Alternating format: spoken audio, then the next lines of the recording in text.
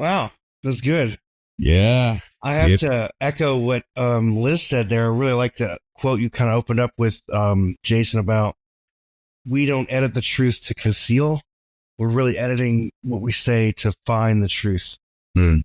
That a lot of people, like you kind of close with that too, saying that a lot of times people don't know what they want because they don't know who they really are, what they're really feeling. Too stirred up. Too stirred up. It's good. Stirred up. When you were talking about that, that made me think about people with, I think it's, if I say this correctly, high ACE scores. Mm-hmm. ACEs, Adverse childhood. Yep. What's the, how do they, you have you do therapy, right? You work with couples. Do you have instances where you have people with maybe high ACE scores having trouble being vulnerable with their partner?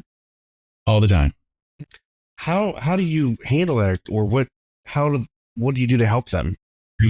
Well, again, it depends on the situation, but somebody who's had some pretty tough experiences growing up, and those adverse childhood experiences, they include divorce, abuse, incarceration, addiction. And there's a lot of stuff. And some people, in fact, therapists as a profession have higher numbers of ACEs than other professions. It's just, people who've been through stuff sometimes are drawn to these fields where they want to help people.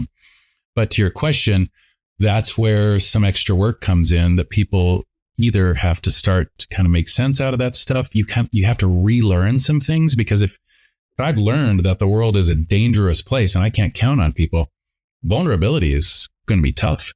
I did some work with kids in foster care, and that's, those poor kids, man, they've been through it and they have learned at a really deep level that the world is scary and hurtful. And so, it just takes work, often professional and personal. But as I said earlier, some people really do that work and get to a different place. And a healthy relationship can be one of those places where they relearn and get to a better place. Does it help the partner when they realize, oh, my spouse, like there's all this stuff behind their behavior that I didn't even know about? Sure. Does it help them? Hopefully. Yeah. And, some partners are really great about it, and they say, oh, this makes sense now. Maybe you had a background with sexual abuse. That's going to affect your vulnerability, our connection. So that's going to take some patience and some work. And there are other partners who are less healthy who will be less patient, will be, critical or whatever. So again, it all just depends on the unique dynamics of the relationship. But there's always hope. There's always progress and help that can be made, for sure. Is there a way or a technique to help people? Maybe, I think for me, early in my marriage was just learning how to recognize what I was feeling, like label the emotion, and then try to trace it back to what led to me feeling upset or happy or whatever it was. Are there any things you can walk people through that help them do that? Well, good conversations can help people do that. Safe places, vulnerable places, therapy. A lot of men particularly are not socialized well in the expression of their own emotions, and they kind of get nailed for it as kids. A while ago, this is quite a while ago, actually, I had a friend who was dropping his two boys off at nursery at church, and one of them was just crying, and he's like, come on, be a tough guy. You got this. And I'm like, I'm not sure. I mean, I didn't say it, but, I thought that's the message we give to boys sometimes, like, don't cry, man up, and this kid's like 18 months. And I'm like, I'm not sure he's ready to man up and be a tough guy. Stuff those feelings down into a little ball until they explode when you're 30. That's right.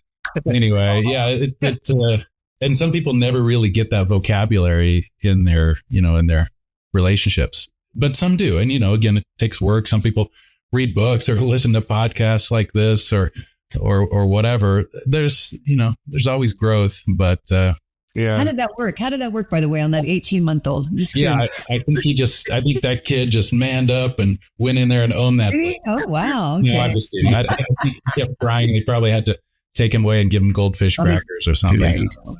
Goldfish crackers, that always works. The kid's probably in therapy now. Yes. I can totally relate because growing up, that's kind of what it was like stuff your feelings. And then I went through 6 years of military school. And that's one place you don't want to reveal any feelings. Right. That's a very hard socialization, a specific kind of socialization. Yeah. And then getting married and having to interact with people. I had to really pause and say, gosh, how? I tell the story a million times. My wife one day was just like, why are you upset? And I was like, I don't even know. No one's ever asked. I had to just think about it, really. And that's what led to me starting to realize that. And I got into something called emotional intelligence that I thought was really interesting and just helped in so many ways. But I still relate to that. Yeah, I think I try to do that with my kids where if my sons are upset, I'm like, it's okay to cry. It's okay to feel something and then realize why you're feeling that and trace it back so you can deal with it. Yep. You mentioned a quote earlier by a Jesuit, something about authenticity and truth lies in interpersonal relationships or something. I didn't quite get the quote, but it sounded really good. I was trying to write it down. And I couldn't get it down real quick enough. I know it's good. I could probably find it really fast, but the quote is by, he's actually the book is Richard Rohr, who's, like I said, a theologian. The person he quotes, his name is Joseph Piper. And the quote is something like, the natural habitat for truth is in interpersonal relationships. Wow. And I take that to mean, like I said, that's where we have these constant opportunities to either be authentic and figure out what's going on, or to shift into a closed, more defensive, self-oriented mode. But it's the relationships that help us, I think, be more real and to be fair and to be open and to be honest. So, well, yeah, if you're like, I'm blessed to have a wife who I can be emotionally vulnerable around, because that's probably it's a catalyst that allowed me to even realize, like, I don't even know what's bothering me. But that's where that interpersonal relationship really helped me get to that point. Yeah. Healthy relationship helps a lot. You might know of Brene Brown's research. She does a lot on vulnerability, and I've heard her mention, she talks about gender and men, and it's not just men that punish each other for expression. Sometimes women punish men for being open and vulnerable. So, again, we just have this whole culture, and it just depends on the person, right? But I'm just appreciative that you are in a relationship where you can sort through some of that stuff and have those conversations. Yeah, it's been a blessing, especially coming from the family I came from. I didn't have, I wasn't like a foster kid or anything, but, probably have a high AC score. And just being with somebody like that really, really helps me figure out who I was and just be a better person, a better father, and better all those things around. Great. This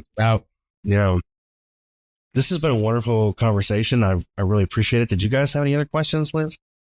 I just was curious. AC, what is, I thought it was ACE. AC, what's the AC score? ACEs, adverse childhood experiences. It's just a quick assessment, right? That people can take. It's like 10 or 11 things that people check. And, it's stuff like we talked about, whether you experienced abuse or divorce or incarceration or, addiction, just things that were in your family. The higher those scores, the more people are likely to have not just mental health issues, but relationship challenges and actually physical health issues as well. So, that's fascinating, isn't it? It's a great place for our listeners and viewers to go if they want to understand, like, how much of this did impact me. Yep. I mean, early childhood experiences impact a lot. Yeah.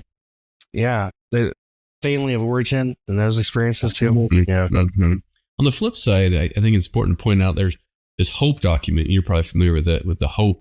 It's the healthy outcomes of positive experiences. So it's kind of almost the flip, because they looked and said, hey, there's people who have ACEs that still did this. How did they do that? And they had a mentor, they had a person, a coach, a scoutmaster, whoever it was that came into their life, even though they experienced adversity, they had somebody, at least one person who was absolutely, obsessed with them to help, love, care, and concern, and their resilience, I guess. The flip side.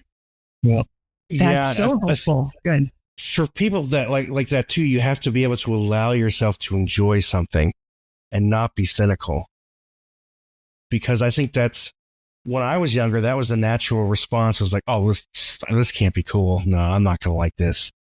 But being around somebody I can be vulnerable with, like, and really learning, like, oh, it's okay to like these different things and be happy, and I can be happy. It's okay. That was a big deal. You got to relearn things. All right, this Wonderful. has been awesome. I'm going to wrap it up here. Yeah, thanks so much. Thanks for joining us today. Hey, do us a favor and take a second to subscribe to our podcast and the Utah Marriage Commission YouTube channel at Utah Marriage Commission, where you can watch this and every episode of the show. Be sure to smash the like button, leave a comment, and share this episode with a friend. You can also follow and interact with us on Instagram at Stronger Marriage Life and Facebook at Stronger Marriage. So be sure to share with us which topics you loved or which guests we should have on the show next. If you want even more resources to improve your marriage or relationship connection, visit strongermarriage.org, where you'll find free workshops, e-courses, in-depth webinars, relationship surveys, and more. Each episode of Stronger Marriage Connection is hosted and sponsored by the Utah Marriage Commission at Utah State University. And finally, a big thanks to our producer, Rex Polanis, and the team at Utah State University, and you, our audience. You make this show possible. The opinions, findings, conclusions, and recommendations expressed in this podcast do not necessarily reflect the views of the Utah Marriage Commission.